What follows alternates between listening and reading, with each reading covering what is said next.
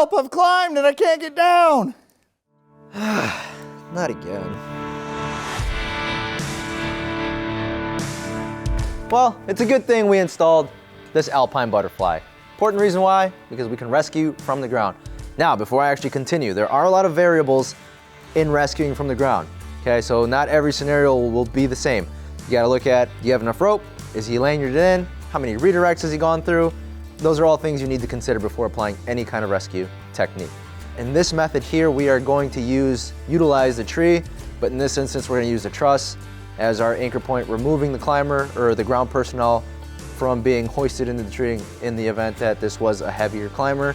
Okay, so step one, we're immediately gonna dump out our rope and we're gonna use the bitter end of our climbing line and we're gonna go and tie around the tree, anchor off to the tree, the base of the tree. Important note here, do not capture their leg of rope right here. You'll smooch into the tree and defeat the whole purpose of the rescue. You have to initially start by going behind, around the stem of the tree, and appropriately locking off to the anchor, to the tree, I'm sorry. The next thing to do here will be to immediately, as close as the bite, we're gonna take and tie an alpine butterfly. This will give you a solid anchor point to attach a belay system, either via Prusik base system or a mechanical base system, whatever you have on hand. But keep it as tight as possible, and that is an alpine butterfly just outside of that. All right, so once we're done with step one, we're gonna go to step two. Step two is you're gonna take your actual working end. So this end doesn't have a splice for me, and we're gonna come up to the alpine butterfly that our climber pre-installed, or you as a ground crew personnel installed yourself. Now, you can go hardware to the I-splice, but it's important to note that if this does make contact with the union of the tree, or if it immediately goes through a redirect, you have the potential for that hardware to contact the tree, and it has the potential to open up a gate, et cetera, et cetera. So here we're gonna go from textile or rope to rope. So I'm gonna immediately go through, pass on in there, and what I'm gonna tie here is I'm gonna do another running bowline with a Yosemite. If I said running, I apologize. It's a standard bowline. We're gonna go in and back through. So right there, that is my bowline with a Yosemite. So now we're on to step three. And I have here a hitch base system, which I'm gonna rescue him off of. And remember that little alpine butterfly we tied outside of the running bowline? Well, now it's gonna come in handy here. This is our new anchor point, which we're gonna lock off, button up as tight as we can.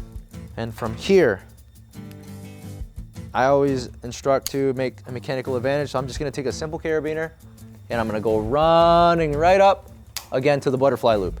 Now from this point here, we can begin to pull and button up our system. If you are working with somebody that's a little bit heavier and if you have access to a foot ascender may help you here, and so that way you can drop your whole body weight into it. So here I can pull and I'm gaining very little, but if I actually throw my foot ascender in, I'm just gonna stand and bring down.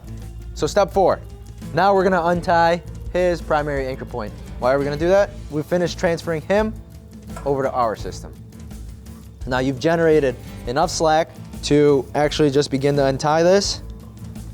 The goal here is to generate slack. It's not to completely loosen the system up with an insane amount of slack. You just have to generate some to get this off and undone. So here, as you can see, I've released his anchoring system, which is completely out of the picture now. I'm gonna move it, and it's done. He's out of the way. He's into our new installed system. Now, before we begin descending, collapsing, belaying him down, it's important to remember to always remove your hardware that you installed for your mechanical advantage. If you do not do so, you are sending that much more rope that is not needed to go up there into the air. So what we're gonna do now is take our carabiner off, and here, because it's still on an SRT, SRS system, we still need to add friction into this so that our function doesn't burn, drop, or pinch down on them. So here I'm just gonna open up, slip my rope wrench through, collapse down just a bit, and it's installed. At this point, I have the friction I need and I can begin to collapse and descend nice and slow. So now here I can begin to lower, and he is completely in my control and my Prusik, and if you had a D4, it'd be even smoother. But if I lower him, he comes down. If I stop, the hitch will engage, but if we want to get him all the way nice to the ground and safe, Cody, Cody, he is at ground level. And just a reminder, there are many variables in a rescue situation, so it's always important, assess and choose the appropriate rescue method.